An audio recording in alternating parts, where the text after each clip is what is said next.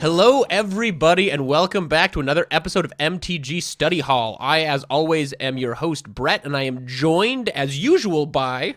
Dave. And as not as usual, but sort of... I'm here every episode. I'm Tam. But we don't get behind the camera. He is the one behind the camera and heckling us from a distance. For sure. So now he can do close-range heckling. Yeah, he can heckle on camera, which is awesome. Yeah. So, yeah, before we get into it, we got a lot of fun stuff to talk about, and we're gonna get through the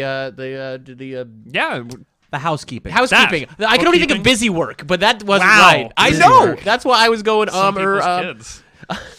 So Yeah, Dave. as always, you can support the show by liking us on YouTube and Facebook and our Patreon, where we are whateverit.com/TCG University on all three of these fantastic platforms. Make sure to check us out on... We're still on Spotify, yeah? We are on Spotify. We're on iTunes. We're on Google Play. We are on Google Play. We're on every MP3 podcast service you can think of. Are we on Napster? If we are not on your service of choice, please shoot us an email. Let us know at I think it's ufsuniversity.com, or just find me on Facebook, Tamara Cardwell.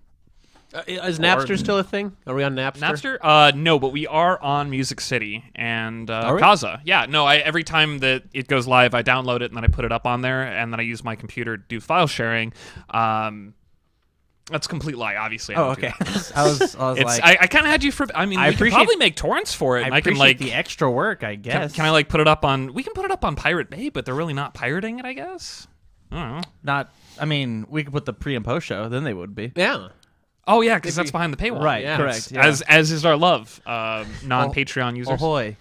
And yeah, this was we're trying to do less not Magic stuff, kind of focus on all in the pre and post show, and you missed a hell of a pre-show if you haven't seen it. For sure. So Tam, we should probably thank our Patreon people. Big shout out to the Patreon producers. We've got Andrew Dang, Clay Cardwells, Jay Rogers, Jared Hubbard, Jerome Weeks Jr., Justin Farst, Kat Maria, Lucinda, Letica? Yep. Man, I've messed that up every time I've read it on the UFS podcast. Samantha Stevens, Teodoro Ruiz, and Tyler Zane Pease. You guys are the homies. Big shout outs. Thank you very much. If you want your name read, $5 or more out on Patreon, along with all the other cool stuff you get. Yeah. So we are just going to do real quick what we've done in Magic this week. We're going to launch right into it. So Dave, what have you done in Magic this last 2 weeks since we had a off week? I've been playing Bant because everybody's on blue-white, and it feels like Bant's pretty sweet because you get to play all the cool green cards. The Standard? old, oh yeah. Okay. And it's like on the arena, you get to play the Sweet Titan thing. That it's like Growth Spiral, but it's also on a 6/6 body that you get to rebuy. I think. It's pretty cool because people don't have good answers for it unless they're playing mono black, and if that's the case, then you should be able to just crush them. You know. Still on that train? I'm off it, obviously. I mean, now, yeah. now I'm on the Bant train because you get to play Teferi. Yeah. What's Bant? Bant is green, blue, white. It is one of the shards on Alara. So it's the hippie shard, I think. Yeah, well, it's kind of. It's the knightly honor. That's what I thought. I thought. I just wanted to hear the three colors in case somebody is their first podcast. No, yeah, that's fair. Good call, Tam. As always. If this is your first podcast with us, welcome. But also, oh boy, you're in the deep end. Well, I guess Tam's here. So Tam will be able to be like, wait, what are you saying? Yeah, for sure. Tam, what have you been doing in Magic these past 2 weeks? Honestly, I've just been looking at coverage from Worlds, looking at anything Facebook and Facebook groups can show me. Been looking at some slight Secret Lair stuff. I haven't seen anything of the new stuff, but like because of owning TCGU, I try to keep up on everything, and so it is certainly a flood. So I have not been playing the game. I have gotten a new computer, and I have put Arena on the computer. I've not played a game yet. So. Okay, you're killing me. Yeah. It's fine. We get to play some later. We get to we'll have you grind out your collection one match win at a time. Correct. I mean that's the goal, I guess. Besides that, I've played in a different card game at Worlds for UFS. I saw you did well. I got fourth place in teams. It was pretty okay. Oh yeah. That was what was the team name? It was Jasco Quality Control. Jasco Quality Control. Hell yeah. Yeah. And we played. We slapped our three characters down and like, three unfun characters. Nice name. Nice quality control.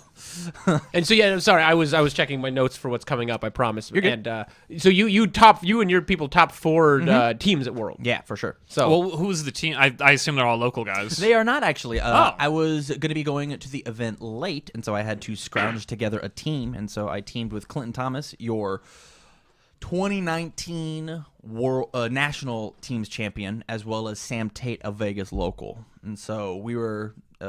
I believe Clinton's from the South Sam is from Vegas. I'm from Omaha, so we kind of had the whole U.S. going into it. Kind of a pickup team, as it were. For sure. We ended as Swiss champs and then lost in top 4. My deck just decided not to show up that day. Yeah, I'd go into the details, but you can catch us on the UFS. That's on. You guys record on Sundays. When does your stuff go up? Goes up on Fridays.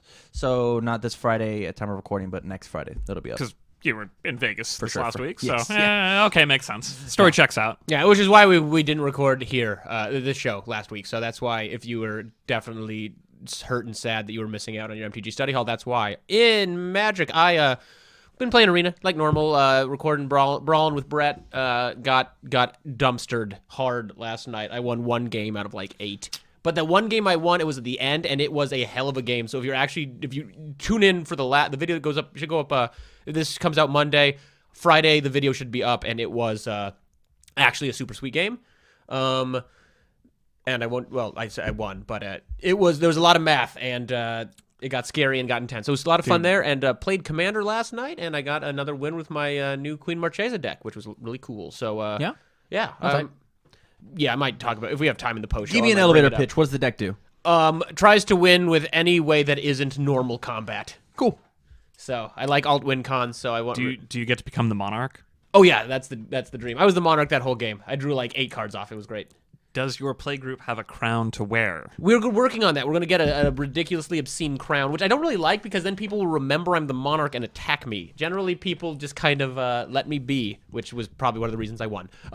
Drew a lot of cards. Anyway, we're going to start the show. Hell yeah. And we're going to start with Worlds. So it's a little late because we were off last week. So Magic had its World Championship on the weekend of I think it was the 14th, 15th, and 16th. Like 2 weeks ago. Yeah, 2 weeks ago. And we have a champion. I'm going to pull up my notes so I don't get people's names wrong. So what was that name of first place? Who won? That's Paulo Vitor Damaderosa, who Dave picked as his pro. You picked on Arena, right? So you got all I didn't actually pick it on Arena. It was just more of honestly, I looked at it and went, I've got to click on links. Fuck that. Dave would have had to click 3 buttons and would have gotten a bunch of free packs. What did I not win? A bunch of packs and a sleeve and a trophy pet. Oh, yeah, no, I've got that cat, so I don't need another pet. Okay. It's fine. The cat's fine. So it was a phenomenal tournament. So I didn't see catching the Friday coverage. I didn't see any of the limited. I watched a little bit on Saturday while we recorded. We recorded some of our Deck in a Box tournament. So I was watching some of that. Which should be coming out soon. We should be starting that very, very soon.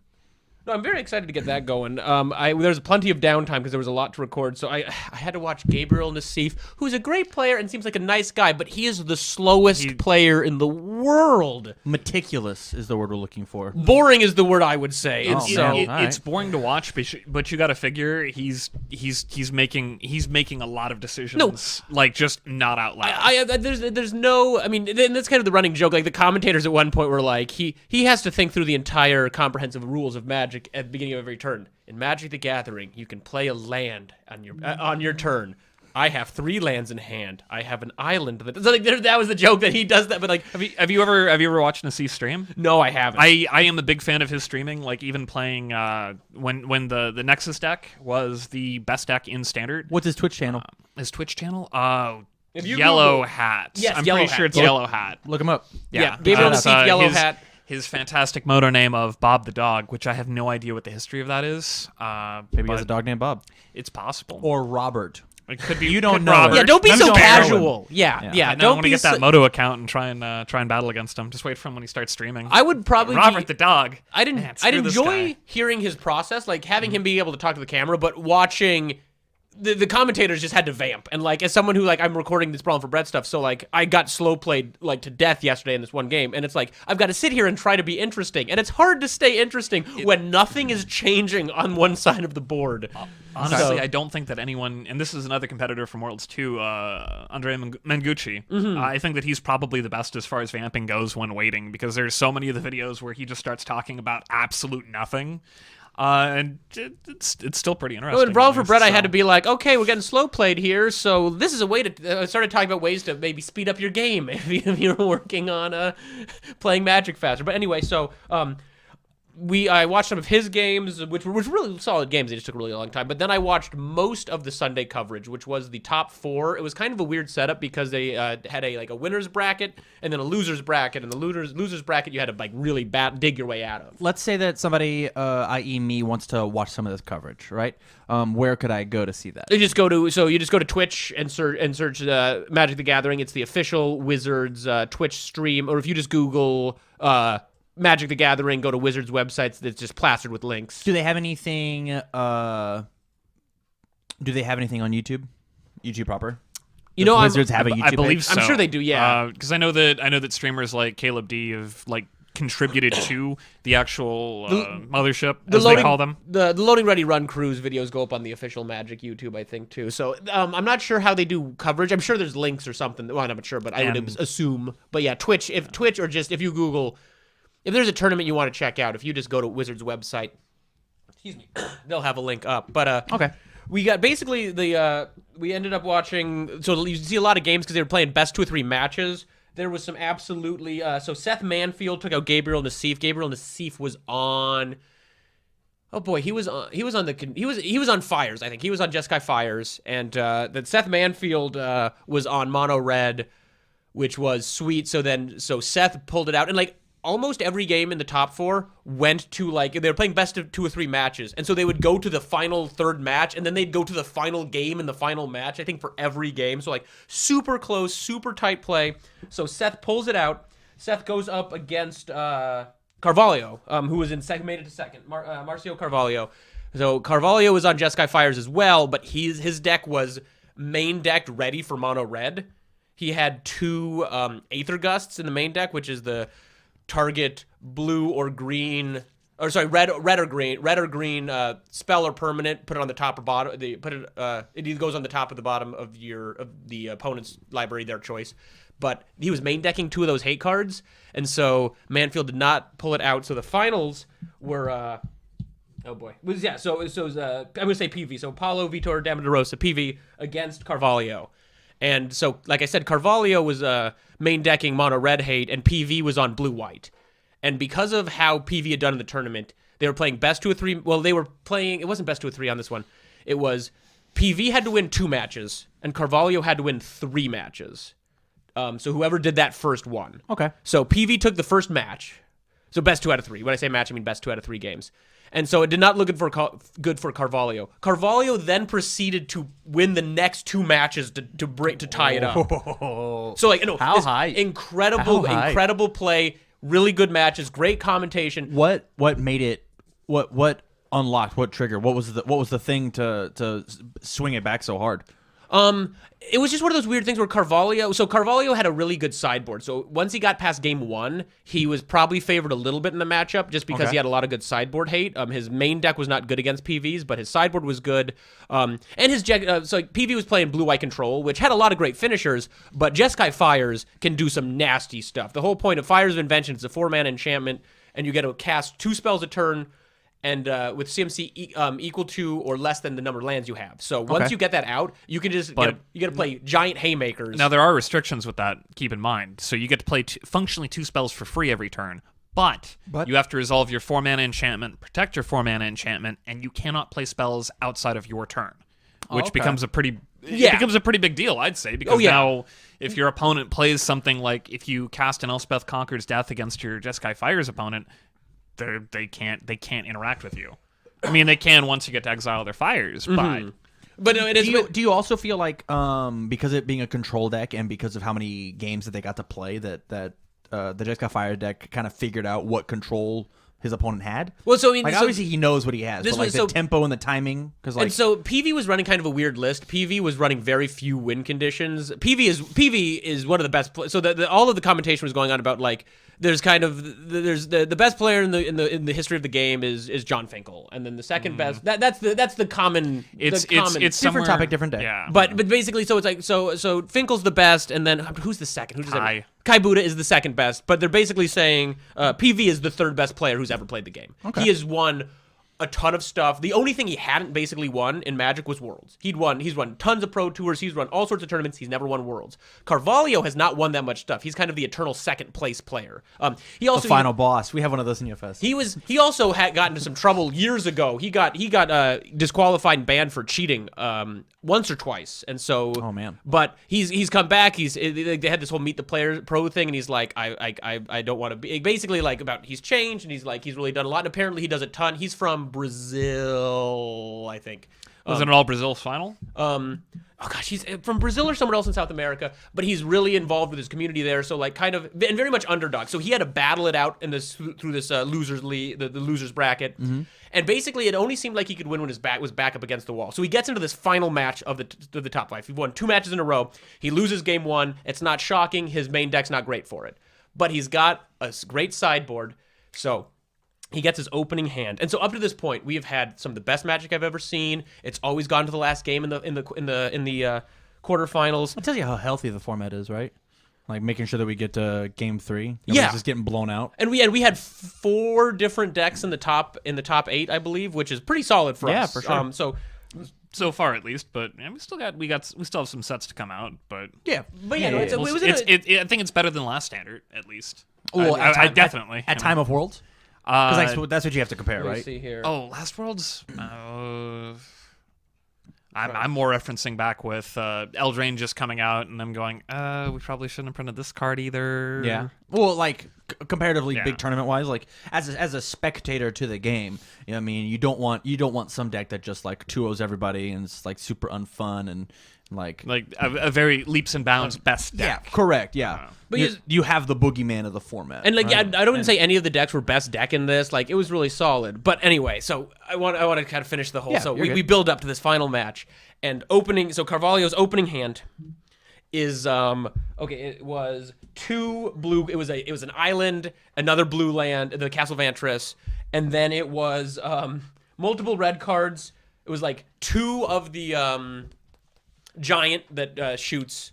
Like 1 or 2 of those. There was a Teferi, which was really good against blue-eye control. So it had like all the hate cards. If you got the white source, then if you got the white source, and then you needed the red source for the giants. The giants. Oh, the giants, and he had a fires. He had a fires. He had the giant. He had the Teferi, and then he had like one of the big so heavy costs. Two blue source fires, bunch of action. But nothing he could play in his opening hand. He would have to top deck a red source. So this is his first 7. He keeps it. Okay. It was a terrible keep. And so then he proceeds to draw nothing but Cavaliers, the 5-mana Cavaliers. So he drew like Cavalier, then he drew a land, and PV just like played land, good card. Like so PV's deck just worked, and like he was on the play. Well, his deck was favored with the changes. This would have been an easy mulligan. Like Did the Fires player miss a land drop then? Because I mean, he missed 2. He missed 2 in a row. Okay, their first 2 draws were the Cavaliers though, but I assume that he drew blanks before then too. So it was Cavalier, and then he got a white source. It might have even been a tapped white source, and then turn 4 or 5 he gets a Teferi into play, but it didn't really. I think got countered at that point because the control deck had a bunch of lands. So, I mean, it was so anticlimactic. Like it happened. And then, like, we watch the keep, and they go, okay, now if he draws... And, like, it's one of those things where people did the math. He had, like, a 50% chance to draw one of the lands. Like, he didn't have a ton of untapped red sources, but he had some. And so the math worked in his favor, but, like, there's always a second side of the coin, right? It's one of those things where you could say... Now, if it had worked out, the commentators would have been like, well, that's why he's up here at the pro table. Sometimes when you're back against the walls, you got to make the safe pick. He could have gone to 6, though. And the new mulligan rules are even fairer. Like make it even easier to mulligan to 6. So like, it was an incredibly literally he had hundreds of thousands of dollars riding on the lines. Now he had hundreds of thousands of dollars riding on the lines and saw the perfect hate cards in his hand, and it was just one of those. If I draw 1 land, it'll work out. Well, he needed to draw 2. Like those are always the worst hands when you look at them and you go, man, if I just draw a land, then this hand's insane, which normally translates to, man, if I draw 1 land, I get to play Magic. He saw himself as the protagonist, and he was just going to top deck it like Yukimoto. Like, and when I'm going into this, like I was telling, I'd given up my vendetta against Dave, and I was like, okay, sometimes it's what you got to do, man. I'm gonna. I was rooting for PV once Seth Manfield got locked out, but then I was watching with Kat. I told Kat, I was like, okay, if Carvalho makes it to that last match though, I'm switching over for underdog status because that would be a hell of a story. And For sure. so I had switched sides in the match. I'm like, okay, Carvalho, you can do this. And then he punts this last mulligan, and it was so disappointing. It's easy for me, who's not a pro and who's bad at Magic, to be like, that was dumb, but it was a bad choice. I think we've all had those, and especially in like those high pressure situations where it's literally the finals at Worlds. Yeah, there's not a higher pressure situation than playing this moment. for more money than I make in a year, and you look at your opening 7-card hand, going, well, I just need a few things for this to be good, as opposed to we've all I think all of us have been playing on Arena aside from Tam. And we have those bad hands, and we hit the mulligan button, and we're like, yeah, this is an easy mulligan. And then your next one is, the old rules would be the same hand minus 1 card, but now it's the exact same hand, and now you get to choose which one to put back. It's very easy that you can just mulligan into oblivion. Like, I'm not saying that Fires can't win on a mull to 5 or a mull to 4. It's possible, but man, that's not going to be an easy win. I would rather lose because I had to mulligan twice than because I took a really big risk. I have both You think 50-50 is big? Because from the math, the second-hand math that you just said, I think I would totally take a 50-50 shot. 50's tricky too because that was for any land with red in it, but then it was also not many of his lands came into play untapped, which was going to be iffy. And then on top of that, he really still needed the 4th land to get the Fires down. And then on top of that, he would really need the 5th one to start getting the Cavaliers out. So the sequence, like when you start breaking the math down farther, it's like the odds of him getting the right land, which there were like two, like there was like a few shock lands and a few mountains that would have been really good. But like the odds of getting those was a lot less than 50. And then the odds of getting land was way lower as well. And so it's like, yeah, if you got a white land and you can go Teferi and minus Teferi and draw a card, you're moving through your deck quicker. And that's assuming that the Teferi resolves. Yeah, and at this point, you'd figure that we already know that PV is playing main deck counterspells, and I've seen his list. He's playing main deck Mystical Disputes, which is really, really good against the turn 3 Teferi. Yeah, and which they might actually come out at that point. I think he was boarding them out there because if Teferi sticks, then they're dead. It was a really the mulliganing was incredible to watch because the Fires deck was also running counterspells, which, like Dave said, when you have Fires down, you can no longer play instants, and so counterspells are useless. And so like it's like sometimes it's a weird combination of like I'm playing Fires, but I also have counterspells, and my opponent has counterspells, but because I'm playing Teferi, maybe I take my counterspells out, but my opponent's also on Teferi. It was incredible technical Magic, and it was awesome up until that last game. So it was this incredible story, and then it was like, oh, that's a bad keep, and then PV just ran him over. And I was saying before the show, PV probably deserved to win. He played a better tournament. He was in the winner's bracket. I think he gave up one match, maybe to Carvalho earlier in the tournament, but like he gave up one match in the tournament. He consistently won. He is considered a better player. He is a paragon of virtue in the community. Oh. The real protagonist. Okay. So like that's the thing. It's like this complete. Now he can be like, I've done it. I mean, they were kind of like the reoccurring thing the commentators kept saying were like, PV, you're such a good player. Now you can tell your grandma or somebody who doesn't know anything about Magic, like, yeah, I won a Mythic Championship, but everyone knows what I won with the World Championship of Magic. So like he can finally say he's done it. Yeah. And he gets a card designed in his likeness, so he is forever immortalized in the game. So like PV, it's a really cool prize. I'm actually kind of looking forward to seeing what PV's card's going to be. I am too. It's and like Tam, as you're smiling, and do you tell me you have a card? Me? Do you have a card? No, I would. Damn it. We certainly tried. You're gonna get there. You'll get him next time. Very close. You'll get him next time. He's not. What's of all the coverage, what was like the most impactful thing? Do you think Arena was the right call? Yes, 100%. I was actually talking. Arena was the right call? Yeah. It just. I used to watch Star City coverage. Paper coverage is super hard to play, and actually between the games they would play old awesome moments from the past like 15 years of coverage. Okay. And it is so hard to tell what's happening. So like something would come up and I'd go to kind of go, okay, what's happening here is the Storm deck is doing this and this is happening, and I would try to like piece it, and I know these things, but like it is hard to explain on the cards that are hard to see and there's glare on them and you can't even tell what the art is, and it's like, okay, no, this is a really cool moment. When you go to Arena and you watch Kenrith the Return King comes down, and then the Red Cavalier come down, and then you pay a red thing and fire goes everywhere, and then they slam in and the life total goes down. It's like, it looks good. They actually don't have pod drafting on Arena yet.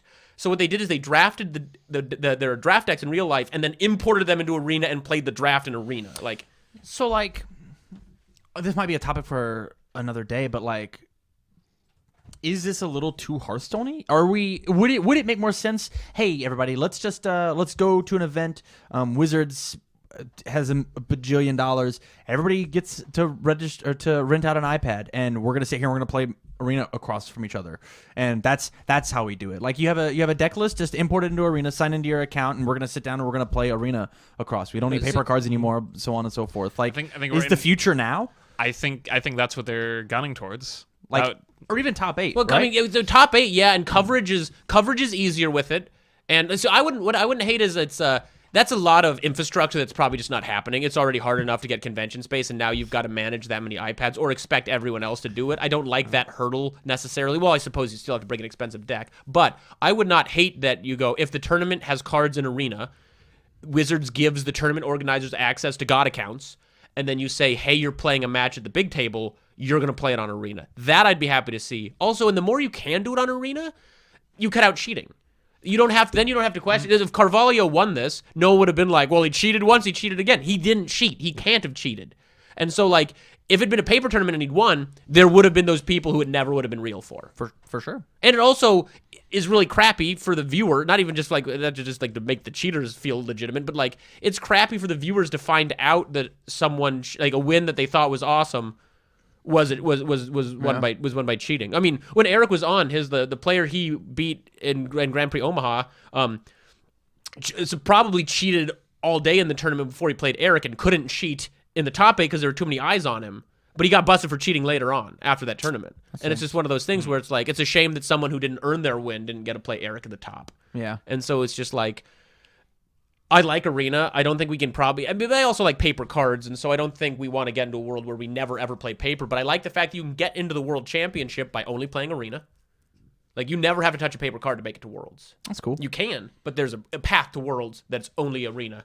Now, that is a different topic because someone wrote a really interesting article about how that is not a healthy way to play the game, probably, because the amount of time and energy you have to commit to that, to keeping your rank up, is a lot. But that's a different topic. Sure. That's kind of a callback to the old Planeswalker point system back when you could grind your way into PTs and Worlds based solely off of Planeswalker points, and some of the honest to God, I can't remember who wrote the article, but someone was talking about just the sheer volume of tournaments that they were playing and took a toll on them. Oh, yeah. No, I mean, some people are talking about if you want to stay on your arena points, you keep your arena rank up, it's like once you get into Mythic, your stuff decays. And so you've got to play and you've got to win and you've got to make sure that number hits a certain thing. But again, anyway, that's a different topic, so I'll actually stop talking about it. But no, so Worlds was, I think, the only Worlds I've watched, at least is the only Worlds I've watched this much coverage on, and it was so easy to follow, and that's the thing. It's like, I do not want to go back to watching Paper Magic on stream. It's hard. I dig it.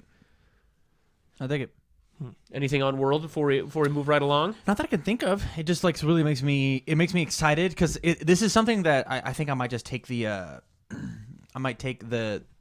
time and actually go listen to the commentary and go figure out what all of this means. It'll be really helpful if it's on YouTube, but if it's on Twitch, I can. I wouldn't be surprised. They might put. I wouldn't be surprised if it's on YouTube now. Sure, likely both, and even if it's not, you can definitely get like previous coverage to kind of get the the 1 and 2 and see which one's better. Not like you're at the optometrist. For sure. I can definitely tell you some of the events that I think are worth watching. Honest to God, I don't remember if that was just a few moments ago during the pre-show where I was talking about the coverage that always kind of grabbed me was the one where, I mean, someone was kind of being a jerk. Yeah. And those are normally the ones that are a bit more entertaining, but it's at someone's expense, and that's not really a good thing to do. And Wizards ain't going to do that. They're not going to do it again. Yeah. No, they've done it before. They're just not going to do it again, especially not with how they want this to be seen as more a legitimate esport. Yeah. Nobody's no commentators for football or baseball go, look at that moron fumble it. Like, that doesn't happen. No one's going to refer to I can't even think of a good parallel as the fairy godmother. Like, that's not going to happen. So all right, that was Worlds. So let's move it right along. We are going to talk about what I'm very excited to talk about. So we are talking about different, the future of where Magic should go, which that's how Tam decided to title this up, the topic. I wanted to call the topic, Magic should have a Wild West set, and if you disagree, you are a moron, because that is a fact. But Tam thought that was a little too aggressive, so I had to wait till the middle of the show to say it. So I totally agree with you, and I think this is actually like really interesting, just because of how open Magic is, and the reason I was excited and I'm really happy that you had me on, because like I'm interested, not necessarily. So I dig the mechanics. I know how to play Magic, right? Mm-hmm. Like I get it. You tap the real estate, you play the dudes. It's whatever. But what I'm interested in is like where are go on. No, I love the idea of calling lands real estate, and I'm going to call them nothing but that. It's free real estate. It's free real estate. Every time I cast a Ghost Spiral from here on out, it's free real estate. Lex Luthor would be proud. The thing is like I want to know. The world of Magic, the storyline of Magic seems so rad. And as an outsider looking in, as somebody who has just recently gotten into Magic exclusively because I now own a podcast about it, right? Yeah. Mm-hmm. Where have we been? Where could we go? What would be neat? Like, well, tell me what do we have? What should we have? So obviously we've done Samurai World, Samurai Ninja World. Didn't go well. Feudal Japan World. When was the last time that happened? That happened in That was like 2004. No, that was 08. Kamigawa was 07 or 04 because I was in high school. Oh no, I graduated in 09. It was 04. I was a freshman in high school. It was 04. You're right. I thought I flipped right. It was a really cool idea, and I think the story, like, because they used to have a novel for each set, and I think we've talked about that before. And I thought that the Kamigawa story was fantastic, and it was this war about the humans going to war with the kami, who were the spirits.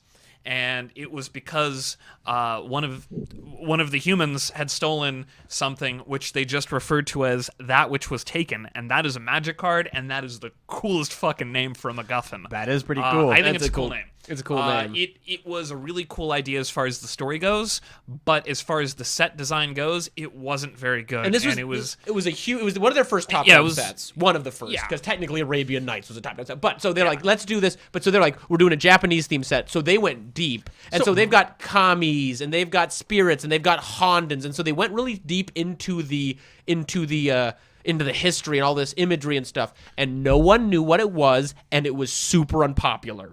So to not put the cart before the horse, yeah. Right? How can we have all these different realms? Well, that Magic, the multiverse. So Magic takes place in a multiverse. Sorry, Dave, I've been talking about you talking. Magic takes place in a multiverse, and each plane, for whatever reason, they decided is going to have like one specific geographic feature. So we've got Ravnica, which is a plane that is a city. It is a giant city. It is a megalopolis. Okay. You've got Theros, which is based off of Greek mythology. It for lack of a better term, it is Greekland. Okay. You've got kind of Kamigawa. Japanese stuff, and the Japanese theme world. So how do we get from one land to the other? Planeswalkers. The players of the game, we are Planeswalkers when we sit down and engage. You are taking on the persona of a Planeswalker, and there's also the Planeswalker card type. The main characters, Chandra, Jace. Gonna put this on my resume. Garuk. I'm a Planeswalker. Planeswalker. Oh yes, that doesn't make them immediately just say nerd and hurl that into the garbage. Dude, like if the person you're interviewing with is a Magic player, they'll probably go, "Hey, that's really neat." Oh shit! Yeah. All right, but how's your XL? Let me tell you about Microsoft Team. The main characters jump around the world. The multiverse. Worlds. Plural. So, back in the day, most sets just took place on Dominaria, and then they realized, hey, why don't we do more of a Star Trek kind of theme where we go to the blank planet? Yeah, because they realized, Dominaria has things that kind of mirror the real world, where there is a plane which is based very heavily on Africa, and that was the centerpiece for Mirage and Visions. Jamura is a continent on Dominaria, but so for sets, I was going to butcher the name if I tried. So sets and sets and sets, they'd be like, we'll do this one on this continent, and then somebody pointed out, it's like, our protagonists move through planes and go to different worlds. Why do we have... Because Dominaria is like an actual planet. It has ecosystems, which makes sense. like scientifically that would be how worlds exist, but it's not very good. But like in Star Trek, when we go to a planet, or Star Wars, it's the desert planet, it's a jungle planet, it's There are an like ice 12 planet. desert planets, to be fair. But yeah, but it's instead of being like we're going to the Yeah. desert on this normal planet with a complete ecosystem, that's a lot to parse, and then you try to keep track. But Tatooine, it's a desert. Hoth is Hoth, a ball it's of ice. cold on Yeah. Hoth, and so they kind of shifted to that. Naboo. No one cares. Yeah, it's a place where bad things happen. Naboo And then things doesn't about- exist. That is an urban legend. But so they shifted into this thing, like we'll go to the theme worlds, but then so they made Kamigawa, and it tanked. So then they realized when we make a top-down world, we don't need to go for historically accurate. We need to go to see what people expect. So feel good. So when we went to Theros, there are krakens. There are no krakens in Greek mythology. That got added in the Clash of the Titans movie. Krakens are Norse. But if you think Greek, if I say we're going to a Greek world, you think release the Kraken. Good song. So they, as Dave song. pointed out, that I didn't do in our Deck in a Box tournament when I played at Kraken. That is yeah. So they learned that they need to go towards their expectations, and so now they're doing a lot better job. They made Innistrad, which was the horror set, and they put in a bunch of horror-y things that we expected. That set looks sick. You know, Yeah. so they've Yeah. really gotten down to, they've really refined their process, and so we're going to Ikoria, which is Ikoria, not Ikoria. Ikoria? Ikoria. Okay. Like Iker? Like ick, yeah, like so. Okay. I see when people ask Maro how to say it, they said, "Is it like Ike or ick?" And he said, "It's ick." Where's the elevator pitch? What is it? Giant monster world. Monsters everywhere. It's Monsterland. Kaiju Build your own world. Kaiju world. Hell Ooh. yeah. So it's I'm in. that- Do we get robots too? I hope so. Fuck yes. Well, so it's build your own Magic monster robots. is the Okay. elevator pitch. Okay. And the one of the mechanics is called mutate, and we don't know what it does, and it's very exciting.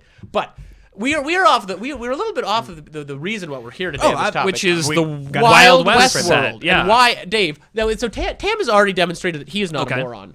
Dave, do you think we should have a Wild West world in Magic the Gathering? Not only do I think we should have a Wild West set, I feel like it should be the old big set, small set layout, because I think there are a lot of ideas that we can flesh out and a lot of story that we can get from Wild West world. Hell yes. Now, before we launch into why we should go there, do you know why you watch this show, viewer? I'm going to tell you why you watch this show, because we aren't morons. And I've demonstrated scientifically that no one at this table is a moron, because we all acknowledge the fact that Magic should have a Wild West set. 3 out of 4 people think that we should have a Wild West set.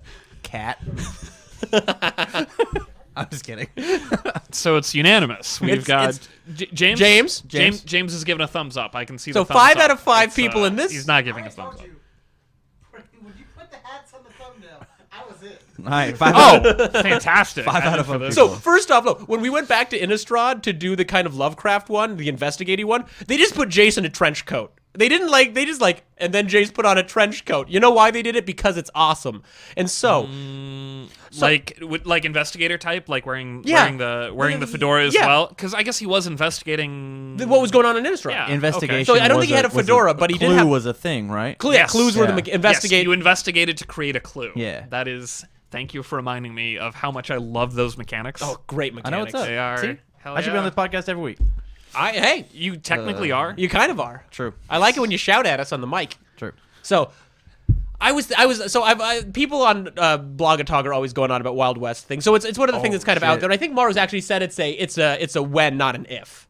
So I think it's one of those things fantastic. where I could be wrong on that, but it's definitely something that is it could absolutely be in the pipeline right now. Like a year from now, they might say we're doing a Wild West set. So let's think about this Wild West set. What would be some of the mechanics? Who would be the antagonist? Well, so I here's- think I already have an idea for an antagonist. Well, here's my I have pitch the for mechanic. here's my story pitch. Hell though. yeah. So, like we said, the Planeswalkers can come and go. One of the most classic Western stories is the one told in the Magnificent Seven, or A Bug's Life if you haven't seen that. You mean not Yojimbo, the Seven Samurai. That's Yes, the Seven one. Samurai. So the other Kurosawa film. There's a town that is under the attack of some ominous force. It could be Phyrexians. It could be something new. It could be a rogue grasshopper. planeswalker. It could be Obnixilis. Any number of things. And a group of people, say the Gatewatch, which is the Justice League version of our main planeswalkers. The 7 planeswalkers, if you will. Basically, I think there actually might be 7 in the Gatewatch right now. Like, actually. There's 6 or 7. Convenient. So, the Gatewatch rolls into this town where something's amiss, And like for me, like I haven't even thought about mechanics. I'm just thinking about art where like we're looking down a dusty road and we see Chandra's hand like with a fireball ready to go, like in a quick draw kind of thing. That was the Like- mechanic I wanted. I wanted Quick Draw to be the new mechanic. Like that, Me and you okay. compare So we some actually have that's Clash. kind of Clash. Yeah, we have a mechanic But- that does that. Okay. So, quick aside, there was a card game at one point where you did combat with a poker hand. Deadlands, I think. It's Deadlands. It's an RPG, Yeah. and you Well, get there was a dealt card out. game too. Okay, because Yeah. I play the RPG, and so yeah, the way you play that game is your actions, your initiative actions. You get dealt out on a hand of cards. And then Ace of Spades goes first, and then you hold up your card and you're like Kings, and then okay, Kings take their action. It's a great role playing game. Deadlands is awesome. I like Cowboys. If that hasn't become crystal clear to you yet, viewer, I think Cowboys are neat. Is there any way we can clip that for the future and just start making a soundboard where we can press the button and have Brett say, "I like Cowboys." That is a thumbs up. That's a legitimate thumbs up. My that new time. All ringtone. right. Hell yeah. Like Cowboys. I like Cowboys. I gotta take this work call. Okay, so But yeah, you quick- say you think Chandra and the other 6 should be the main protagonist. Who is the antagonist? Who's right. the man in the So- black hat? I think that the antagonist should be a crazy artificer. Okay, Because we are still playing Magic, and we can't just, straight up do the Wild West thing. We need are to gonna have have some guns. magic Ma- elements to it. they're pretty we big. can have magic guns. Well, that magic's pretty We've had big. guns before. But they don't. They want to stay away from too much sci-fi. So we've had robot. Yeah. Urza made robot suits, but they've said they don't really want to do guns. But we don't need guns because we've got Yeah. spells you can still spell sling. or wands. Like there's a number of things we could do. Artificers are definitely a thing. We can Yeah. kind of take it a bit steampunky, and I think that the crazy artificer that is trying to take control of the mining town because of some resource that he needs, maybe power stones. And then we have that reveal that the mad artificer is none other than a clone of Urza that the Phyrexians created. That sounds awesome. I thought you were going Tezzeret, but Urza clone sounds awesome. Every fanboy of the old storyline wants Urza to get wedged in, and the only way to really do that, because keep in mind, Urza did not have a natural spark. That was an artificial spark from Glacian. yes, Right? I believe so. I read so the I- thread. That's a what I- Phyrexian that's what I clone heard. trying to, make himself a planeswalker, maybe even an Urza Yawgmoth hybrid. I which want is nothing kind of- more than Yawgmoth right? back in this game. But hear me out. So Yeah. I would love that. We get both. I would like to get. You know who I want in this set at least? I want Angrath, the Minotaur Planeswalker, in a black leather duster and a black cowboy hat, doing Angrath stuff with chains. So he's just changing alliance. It didn't work out with Bolus, but damn it, No, he's- one of these bad guys will get us there. no, Angrath was a good guy in that set. was a good guy? No, okay. Angrath's whole thing was he got stuck on. He's like a blacksmith. He just planeswalk around and gets presents for his daughters. No, he's one of my favorite characters because he's a black and red planeswalker. And he's not a bad guy. He's just so he goes around and gets gifts. He got stuck on Ixalan for like a decade. And he's so just Santa Claus? No, he turned into a he turned He's into a Minotaur pirate. Santa And Claus. He's angry Minotaur Santa Claus. He turns into a pirate because he's going to get home whatever it takes. And then he gets out the sun, the immortal sun gets turned off, and he planeswalks home, and he's like, finally I'm home after like a decade, I think. And then Bolus summons the Planeswalker beacon, and he goes to Ravnica and gets stuck again. And so he's just in the streets trying to murder a bunch of zombies with chains. I am picturing Angrath now just shouting out, "I'm so fucking mad!" No, that's the thing. Yeah, he's he's got just the chains. mad. So I want. okay, that explains why I thought he was a bad guy, but I didn't. You know, I didn't no, know. He Yeah. could be the hangman.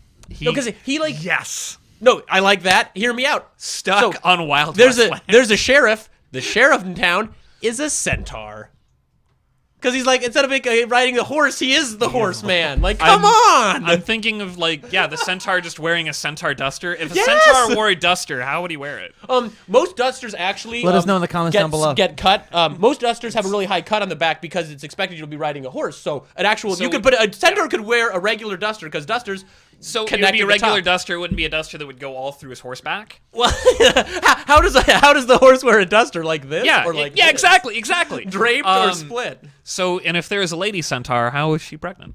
How would she carry the child? This is a good question. This is another topic So- for another time. Okay. The post show, I think.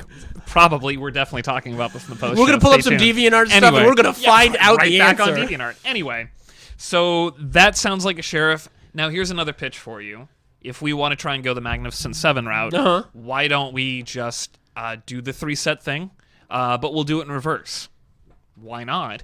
We'll have the small set and then the small set. And Well, they we'll don't do just have, small sets anymore. But you're can- saying we should? Yeah, we can still do But small you can't. sets. You can't draft a small set. You can't draft a small set, not with that attitude. I'm gonna tell you, I've definitely done the triple torment draft, and it was really bad. You know the worst thing? So when Dragon's Maze came out, I was all excited. It's like, let's do this. Did you do triple Dragon They Maze made draft? me. I was like, guys, let's do the full draft. We have all the sets now. And they go like, we just want to get the new cards. I'm like, but they didn't make this set to be played by itself. So we played the triple Dragon's Maze draft, and it was fucking terrible. Okay, so It was all Cluedstones, man. It was garbage. sounds garbage. Anyway, and I'm sure they can try and figure out some way to do like a fun little draft type thing.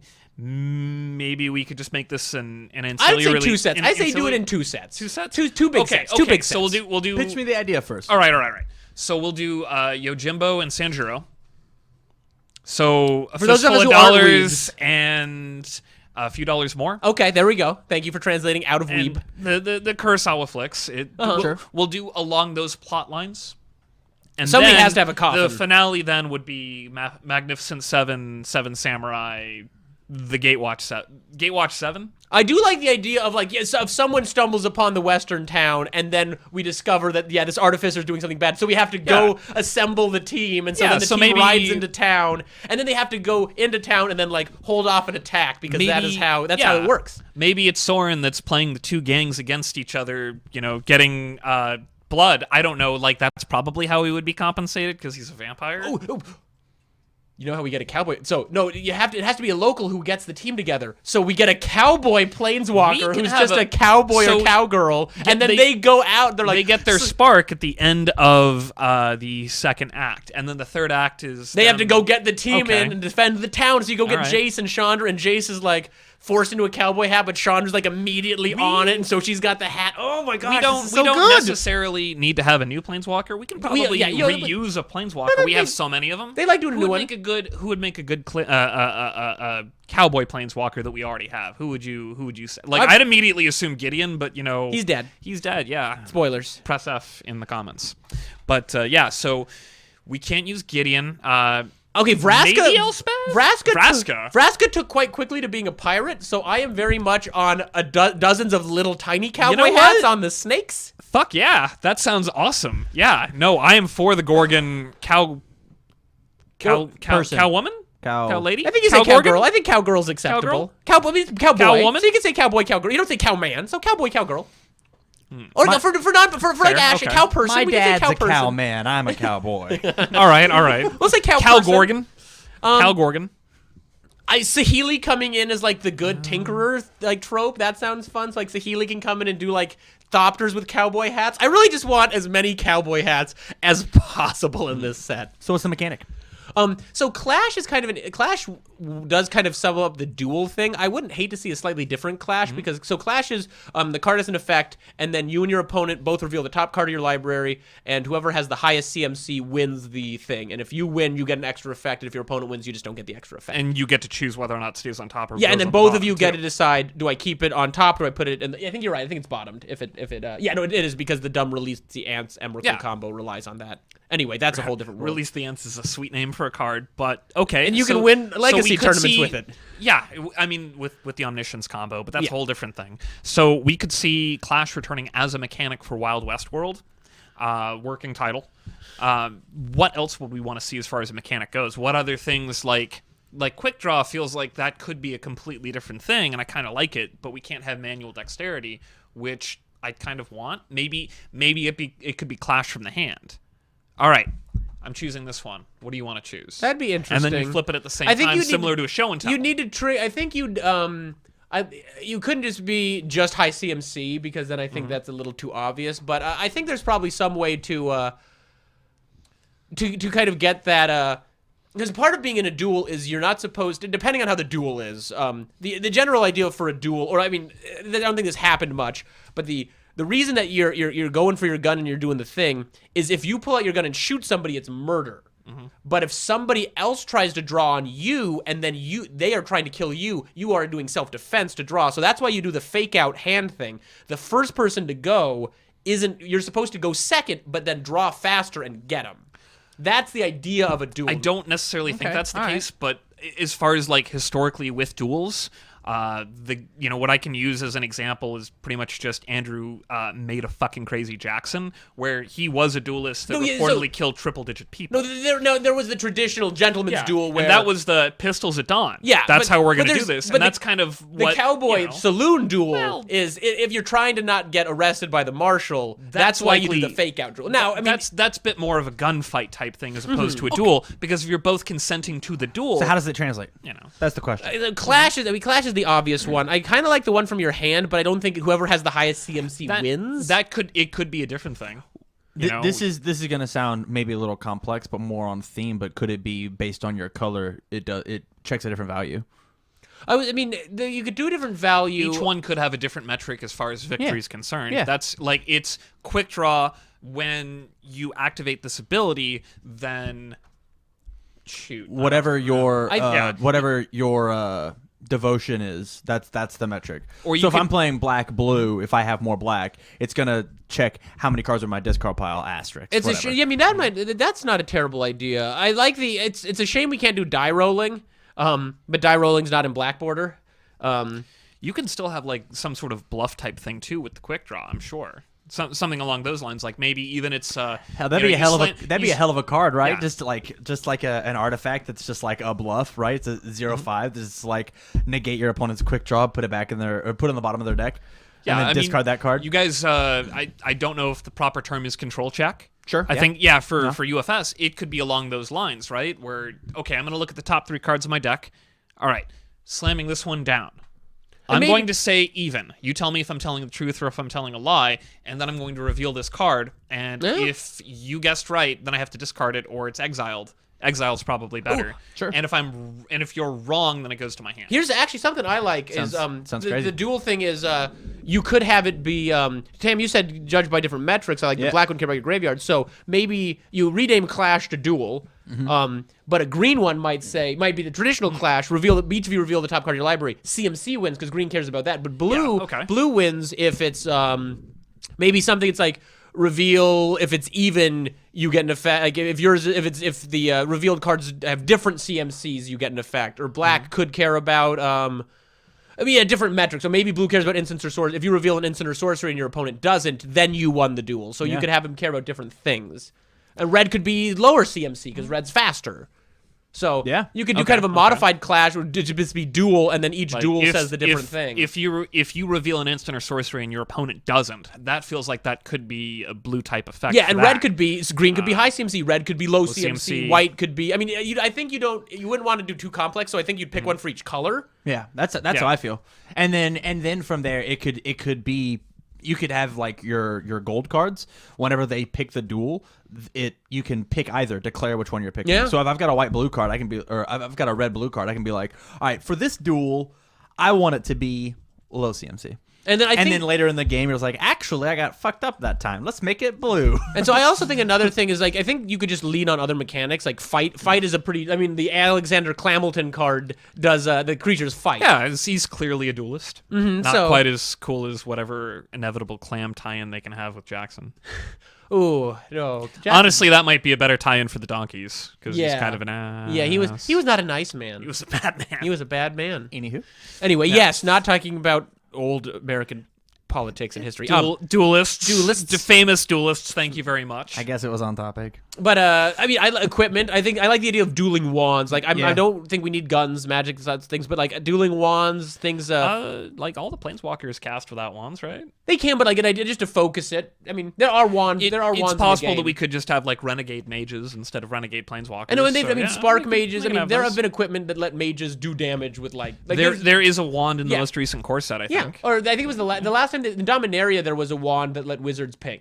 So like the idea of a spellcaster pinging, and also just like they don't do them as much anymore because it's a New World Order. It's a little complicated, but creatures that tap to deal damage.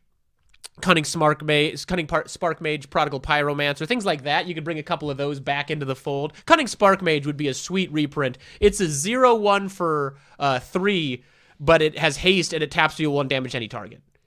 So just kind of like a pew, gotcha. So like bring stuff like that in. Stuff like that's like really, really neat. And then prowess, maybe you bring prowess back in that set, and you do non-creature stuff, and you kind of like boost up, and I do all this kind of stuff. You can have saloons. You could have the mine. You could have dynamite. You could have putting somebody in the pokey. Oh, you yeah. You could have Oubliette reprint. You could have somebody be a deputy and a sheriff on your board. Oh, a deputy, like they have a enchantment that's called like that like knights somebody. You could have like deputize be an aura. Yeah. Dude, I think deputize could very well be like a keyword. Yeah. Like, when pay X mana or some amount of mana to you deputize this thing. When this is deputized, then it has a different effect along the lines of level up. Yeah, or you could have like it could kind of be a kind of like mentor, but you don't need to attack. Or hell, transform. So when you deputize this, transform it. Oh god, yeah. Anytime you can bring flip cards in, cowboy flip cards. I mean, that's kind of the cheaty face way of doing it. Like deputize. What's that? It's transform. Oh yeah, transforming is having the deputy transform into the sheriff card. Like I think transform is just such a great mechanic. Anyway, we don't get a card that's named I Shot the Sheriff, we riot. Obviously. Yeah. Yeah. I think we should riot until we get a Wild West, like a continuous like violent car flipping riot in Renton, Washington at Wizards headquarters. Here's the thing, right? So sense. there existed old CCGs, specifically the old Score Dragon Ball Z CCG, where they would have like future cards printed in their set. So like the Frieza set, you had some like Android references. I would love to see WotC intentionally do that, where maybe in the next set in Ikoria.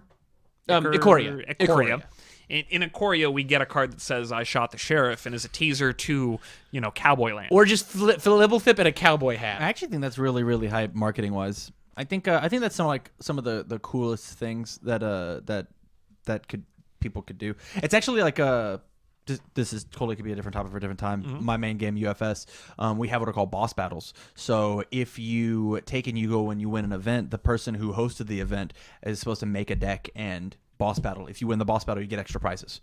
Yeah, like I like that. Like Akuma, I like that. Akuma comes in instead of Bison and does it whatever. Well, you have to input a code or do really, really well or something. It's been a while since I've never. So every time that I've talked to Jasko, I've always been like, hey man, I super want your boss battle to be a card and a deck that none of us have fucking seen. If you want to tease the next set that's coming out is a Street Fighter set, fucking when I flip over my world winning character and you know what it does, and you flip over Akuma 4-dot and I have to read it and you go, actually there's about 20 cards in here that you've never seen before. That sounds hype as hell. That's pretty cool. That's incredible. Yeah. And so like the world champion sits down and you sit down and you're like, hey, so I own Wizards and we're gonna play, and if you win, I'll double your prizes. Oh, dude, they could get Shion to do that stuff. Honestly, like this whole Shion's on deck- payroll, right? Kibler was commentating. Yeah, Kibler be the final boss. Give him like 3 unique dragons in his deck. Half of this deck you've never seen Dragons before. in a cowboy hat. Oh my gosh, this set makes itself. Sorry. Nicobolus is the mine owner. I am picturing Nicobolus wearing a fake beard. And a prospector hat. Yeah. I want it, but like it's on the little horn, so it's just like stuck on top of the little horns. Yeah, that would, as long as that fooled Chandra, then I think that'd be like fool Chandra for like the first set, and like this dragon prospector has some interesting ideas. He seems kind of sinister. We should keep an eye on him. Oh man, it was Nicobolus. No way. We should probably move on. Because we're running along a little long, but what do you guys think the Cowboy set should do? Do you think Cowboys are even a good idea? Let us know down in the comments down below. Let us know whether or not you're a moron. Wow, that's aggressive, but he is right. You would be a moron if you don't want to see this. Thank you. So we're going to jump to our last topic, but before we do that, we are going to kick it over to the ad break. So we're going to send you over there, and then we will meet you back here to talk about Jumpstart. What's up, everybody? Welcome to the ads. Thank you so much to our sponsors, Inked Gaming, Nuclear Ink Tattoos, and Cards Custom Build. Are you looking to get a custom playmat? Well, then we suggest you check out inkedgaming.com. They have custom playmats, dice bags, mouse pads, and much, much more. You guys gotten anything from Inked Gaming? Not yet, but I keep meaning to. I've got 2 Magic playmats as my current gaming setup, and but one of my Innistrad Championship mat which I didn't win, I just got as a prize, is super chewed up. So I'm getting close to needing something new. If you guys want, I have designed some chalkboard TCGU sponsored player mats, I could shoot you over the pictures and you can just go get them on there. I might do that for like my actual like going to tournaments and playing mat. That sounds cool. Yeah. They even let you add a stitched option to the playmat and mouse pads as well. Ink Gaming lets you play your game with your style. Like I said, you can do the custom images. You can either go out and find an artist to get you something, or you can design it and send it in, and they work with you, your style, your game. If you want 10% off your order, use the code TCG University, all caps, no spaces at checkout. Help support us by customizing your game to your style. Big shout outs to Inked Games. Yes, and like I said, my playmat's getting chewed up. It's because it doesn't have the stitched thing. I have a couple stitched edge playmats, and they are awesome. Nuclear Ink Custom Tattoo and Skate Shop. This episode is also sponsored by Nuclear Ink Custom Tattoo and Skate Shop. At Nuclear Ink, you can find a very inclusive environment with artists that share your interest in nerd culture and fandoms alike. You guys have any tattoos? No, but if I get one, Jesse down at Nuclear Ink is going to be doing it. For sure. If I get one, he's doing it. What about you? Oh, just the one. Which is? It's got just a little kanji here. Oh, that's really rad.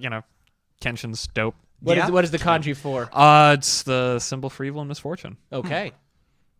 Well, I want a Legend of Zelda tattoo. Nuclear Ink prides themselves on being Omaha's premier all-custom tattoo shop. So if you're looking to get a custom tattoo, please check out Nuclear Ink here in Omaha, Nebraska. Link will be in the description.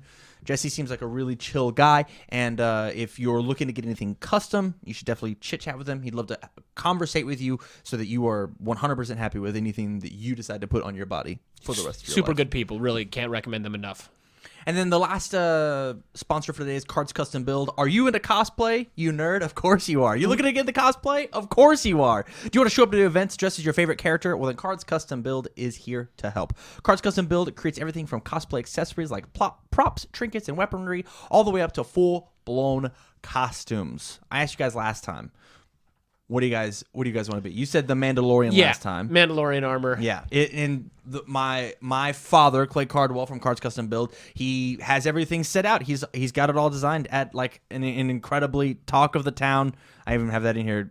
Talk of the town price. It's so good to take in, and just like making costumes takes a long time. Yeah, it's really time consuming, and it takes a lot of different kind of skill sets and equipment. So like, if you're into building your own, awesome. But if you're like me and lazy, this is the way to make it happen.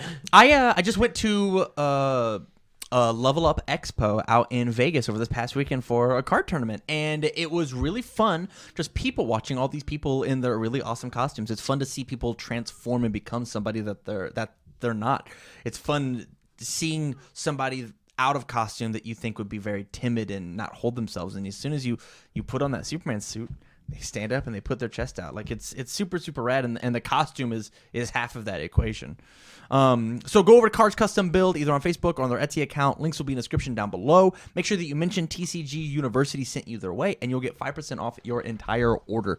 And whenever you're talking about really high level costumes, 5% is actually a ton. That could be upwards of like $50. Like honestly, if you're pushing for all the accoutrements. If you're going for if you're going for a big one, oh yeah, or save a couple bucks on something smaller. Like yeah really. For sure. No reason not to. If you're thinking about doing it, support local if you're here in Nebraska, and if not, he'll ship across the whole U.S. Support him anyway. Support him anyway, even if you're in a different state. Back to our show. Give me a second. And welcome back. So before we wrap up tonight, we are going to be talking about a new set that was very recently announced, Jumpstart. So I've got some of the details here. So this is it's a booster product, but it's kind of a different one. So this is coming out in tandem with the new core set this summer. So they are kind of modified boosters. So the boosters have 20 cards each, and they're centered on a theme. And so each booster has randomized cards out of kind of like a curated theme. So like one of the boosters might be a goblin themed one. So there'll be 20 cards out of this list of goblin cards that can be in this pack. There are going to be, I think, around seven lands in each pack. This is kind of along the lines of what they had done for Ravnica, where you had your guild boosters. Kind of, but the idea behind this is you will take two of these different things. So you'll the boosters are going to be wrapped twice. So you open the first booster, and then shrink wrapped inside there'll be a card that says goblins, and it'll have a red symbol. So it's a red deck with goblins. The next one might say Garuk.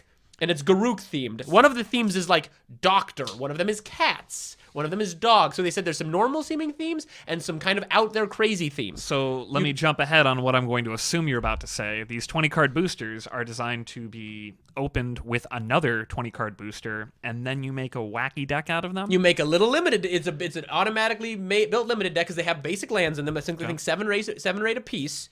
And so it has, you don't need to worry about lands. Like they had the theme boosters, but if you bought a theme booster, you still don't have mountains. It doesn't come with mountains. So you shuffle these together and you play against somebody else who did the same thing. So there are, in 1 and 3 boosters has 2 rares. So 1 and 3 boosters has an extra rare. There are 500 reprints in this set. There are 37 new cards that are going to be vintage legal. Okay. They're not legal in Standard, Pioneer, Modern. And then 37 new cards. Just 37 brand new cards. So they've decided to not mess with Legacy anymore and decide, throw throw it into Vintage, see what happens. Legacy Commander. Okay. Basically, it's like a Commander release. So it won't be Modern, won't be Pioneer. The pre-modern format. The Eternal formats will get that. And then there'll also be cards from Core Set 2021. So those ones will have their, we'll say 2021, those will have the core set mark on them, so you know that they are legal in Standard. The rest won't be legal in Standard, but you basically shuffle them together, and each pack will have so it'll have like 7 to 8 lands, but 1 land in each pack will be a special land that times it with a theme. So in the Goblin pack, there will be a Goblin-themed mountain. That's it. So if one of the packs is Dragon, there will be a Dragon-themed basic land. So it'll be a basic land. So it will still be basic mountain. It'll be it's not basic like mountain. a special basic No, it's mountain. not. It's not like the Dragon Mountain, which does something special for dragons. But it might actually, normally in lands, they don't put creatures on them because you don't want to confuse people, but you might have like a bunch of goblins in a village on the Goblin one. So it gives us the collectors, it makes each pack a little more valuable because there's a special land you can only get in it. There are going to be some new commander cards one can assume, and we also get some reprints, so there might be some cool reprints. Also, have they named any of the reprints? Nothing. We only know that they're doing this, and so it's the pre-release. So when the pre-release happens, they'll also be pre-releasing this. So you can pay like probably $10-15 and do a pre-release of this, where you get 2 of these little packs and just go. And so the idea. Oh, sorry. Tim, Do we know how many types of factions we have? 30. Oh no, they said 37 already. I don't know if they've given us the number of themes, different themes. I'm not sure yet, but I think there's around 30. Some are also going to be rarer than others. Okay. And some of them are going to be multicolored too. Okay. So there's a chance you might end up with a 3-color deck. When you say rarer than others, are we saying that like we're not going to know what the booster packs are until you open them? These come in a box of 24 of these, and then they are. So yeah, like I said, the first round of shrink wrap is like a booster wrapper. Okay. So when you buy these, you don't know what it is. So there is still some collectability stuff. There's the randomization, whether you like it or you don't. But their idea on this was to be kind of between a pre-con deck and a limited deck. So a lot of times draft and sealed is intimidating for new players, but this is like take 2 of these, stick them together, and play. And so if you want to kind of have an interesting thing and you want to do a draft, the way you draft Jumpstart is, let's say there's 4 of us, we'd open 8 of these packs, so we'd see the theme but not the cards in the pack. We'd lay them on the table. First pick would pick their first one, second, third, fourth, and then fourth, third, second, first. So that's almost a rotisserie draft. Yeah, it's you close to a basically rotisserie draft. I don't think it's exactly you that, rotisserie out the theme packs, and then you just shuffle up and play, and you don't need anything else because they have the basic lands. That sounds like a sick side event, honestly. Yeah, that sounds like a blast, and eventually there's going to be enough information out to like I know what quote unquote the best combination is, or I know what my likelihood is whenever I draw Doctors and Dragons, and or Dragons has a really valuable rare, so I really want to open the Dragons pack. Well, some of these, from what little I read, because I actually knew something about this going into it, break from normal things, but... Holy shit. I know, right? So my understanding is some of these will be full-on curated packs where you know exactly the contents, and others are going to be random. Wasn't that? I believe that was the case. I thought my understanding was the packs pull from a curated list. So I don't know if anyone's are going to be guaranteedly the same, but I believe they referenced like the premium packs, kind of like what they were doing with Eldraine and Theros, where you had like the really cool packs that had all the foil and alternate art shit. Okay, here it says, all themes have multiple variations, enough to make 121 possible 20-card lists inside any different pack. Okay, cool. Okay. See, now I'm like even more excited. I would love to just like go to a tournament based on this. Also, that sounds hype as I'm hell. going to buy a box of this. Yeah. And so I want to come on and do some. I want to do like a video where we just play Jumpstart together. We do some super down. Oh man. Okay, so stay with me on this. Are you familiar with the Solomon draft? No. So Solomon Draft is probably my favorite draft format that I never get to do. So here's how it works. We shuffle all of our packs together. It's you and one other person. Okay. It's a 1v1 draft format. You shuffle all your packs together, and you put the first 4 in front of both players. Okay. And you decide who's going to go first through any random means, rolling a dice, flipping a coin, how rock, paper, scissors, A however it foot goes. race. A foot race between here and Texas and back. That last one, do it. Just do it. Trust me. It's a great idea. So whoever goes first, you choose a card. And then the other person chooses 2, and then you get the one left over. And then you do it with another 4 cards, and you The reverse cards the are order. face up, I'm assuming. Yep, and they're Okay. face up, so you know exactly what your opponent's getting. You know exactly what they know exactly what you're getting. So you can try and cut your opponent off of specific colors, or you can go, all right, he's going to go for this red card. I don't want this red card, so that's good for me. Or I'm going to try and move this person into red. Notice how I'm just like focal points on red. But the idea being you should both have perfect information, and you should both have fairly decent decks off of that. But It's a format we haven't done in a while. That sounds fun. I don't think we should. Jumpstart, I think we should. The first video should just be like, hey, look, check out just Jumpstart. Jumpstart. Instead of let's make just- Jumpstart complicated. Just shuffle these things together and see what happens. But, that's going to be fun enough when you get your Dr. I Cat think our deck. deck in a box videos should do weird draft stuff every time. Yeah. But that's a different topic. But Jumpstart, I'm gonna buy a box of this so we can try it out. It's also coming to Arena. We don't know shit. exactly how, but this is coming to Arena. So that means that they're going to be adding, if they add all of it, they're adding 500 cards to Arena, which is going to make some interesting A lot of stuff. that stuff's going to go to Historic, I assume. Yeah, I assume that's their tie-in with, here's a reprint for this, and this is something for Historic, And moving us maybe- closer to Pioneer. Yeah, so maybe the Historic is going to get expanded. No, maybe they won't do every pack. Maybe they'll do curate what ones. But it'd be super cool to be like, you could also do some they're doing some new stuff where you have like, you don't get to keep the deck. It's free entry fee. Just play. They have one right now where it's like play Sir Conrad versus the Kenrith twins. We have pre-built brawl decks. Just play them against each other. But they could play these random ones, try them in paper. I think it'd be really cool to have like a 1,000 gold entry tournament where you get 2 random Jumpstart packs, play a normal tournament, first to 3 losses is out, and you keep the cards. Okay. So you just go, boom, here's your deck. And they don't even need to show it to you. That'd be kind of exciting too. Yeah. So you just go, here's your deck. Maybe up the cost of it, but yeah, I think I think I'm getting what you're saying. So there. basically just a cool way, because the thing I'm most excited about is it is hard when someone's brand spanking new to say, well, I want to play Magic. So now if little Timmy goes to the store, oh god, You can say Tam. That's okay. I can't little Tammy. I can't say Timmy. Wait, no, I we can't say can't do little Tim. Timmy goes to the Yeah, store damn it. because that's what that's what Rudy refers to everyone as. And I know, Little Timmy's. yeah. Fine, we'll use Johnny's. I Little like Johnny. Tam. Little Tam goes to the Little store Tam. with his little propeller hat on. He's got one of those, and he goes, "I want to play Magic." Well, what they have now is they can give you those like 30-card intro decks, but those are okay to teach somebody, but there's not really exciting cards in that, and you can't really play that against anybody else's deck. But you can say, hey, or let's say Tam brings his little friend James, who's also in this scenario in a propeller hat. Yeah. Matching propeller hats. And they're like, we want to learn to play Magic. Well, you go, well, both of you buy 2 of these. There's still that really exciting chance that you open the dragon one or you get that valuable card. And so that's a really good thing for new players. You open that cool special card and then you're really excited. and you have that unique land. Yeah, that, you get your- that, Oh, that- yeah. that the pros are going to want to buy. Yeah, that I'm here collecting the goblin one, so I go, ooh, I'll give you 10 crappy dollar rares that'll blow your mind for your cool little land that you don't care about. Yeah. They get basic lands, so they don't have to worry about having enough basic lands. And like and then if they like their deck, they just keep it. And then all their friends at school can do the same thing. And then from there, you start getting a collection, and you can turn. Let's say you get goblins and elves, and you like your goblins and elf decks.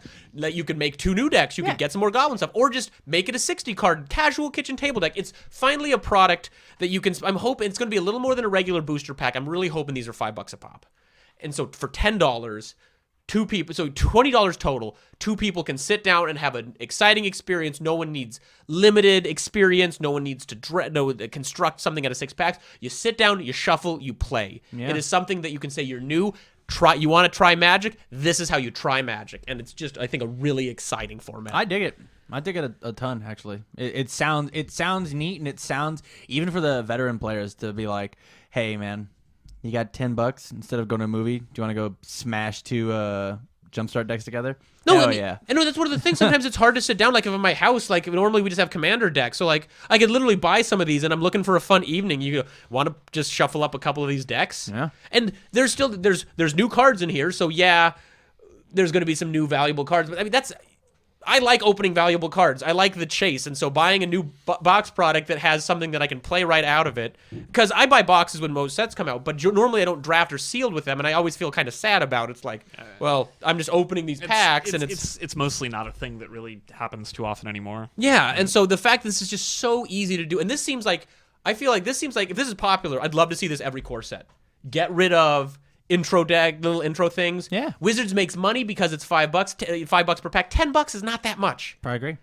And like particularly when you could get something valuable out of it. It's not even just like $10, because that's the thing. They used to have dual decks, and sometimes those would have value, but those would really fight to be a lot of different things. And so now it's like, it's geared towards new players, but there's a reason. Like, I love Limited. Getting to just play a random deck against Dave out of the blue seems fun. Yeah. I also bet that that for the more hardcore players, I'm positive that there's a way. So we talked about this a little when I heard about this initially. You've played the game Smash Up, right? Yes. I haven't. I'm not familiar. So Sure. all Smash Up is they have a box, and there are different factions, and the whole game is you get to take and play one creature card and one action card in a turn, and they have pirates and ninjas and dinosaurs and dragons and zombies and plants and machines and sharks and tornadoes and fairies and princesses. Oh, wait, no, we played this. Have we played this? And you take at two game night? factions and you literally shuffle them together. No, I think we played this. So and it's you like a big can- multiplayer thing. Yeah, no, that was a good time. And then you can take in, once you're done, split them back apart. It's totally possible for, if you know what's up, take different colored sleeves, and obviously you know what you're going to draw, so phooey, but like if all the red sleeves are dragon decks and all the blue sleeves or are... put a dot on the front side of the card. Like there's perfect. dozens of ways to do it. Yeah, and so you could take and keep your packs separated and keep them in a box. Okay, so these are all. This is my Jumpstart collection. It's about 600 cards. They're separated out by packs. Pick a pack.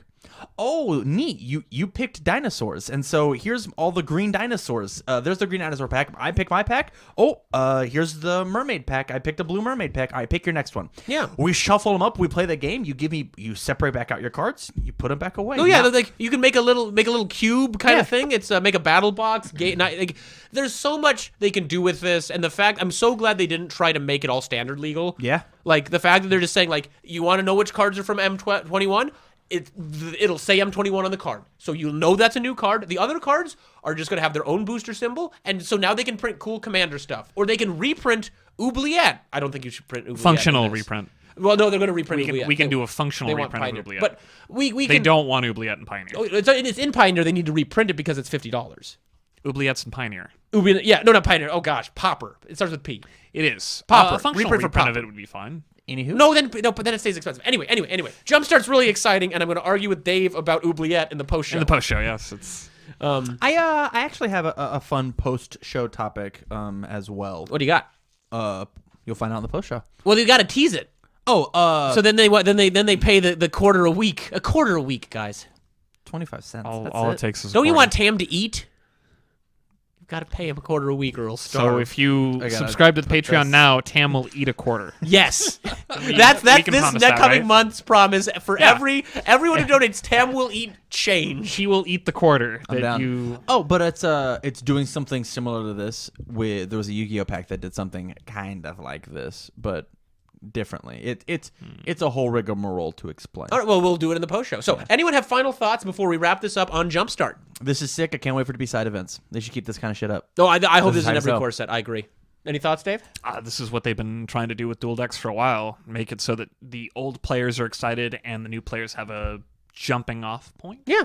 Jumping start. Jumpstart their Jumpstart collections. Yeah, there we go. shit. We got there. We solved the puzzle, everyone. That'll be $20, Wizards. You can just do it on Patreon though. I also accept cash. Or arena gems. I would love to be a shill. No one's accused us of being Wizards shills, but like if they ever start, that's fine. I'm happy to shill Wizards. Not yet. Anywho, Anyway, so we're going to wrap this up. So this has been MTG Study Hall. Thanks for tuning in. We are on all sorts of social media, and like we were just talking about, we had a pre-show that was weird and I thought pretty fun.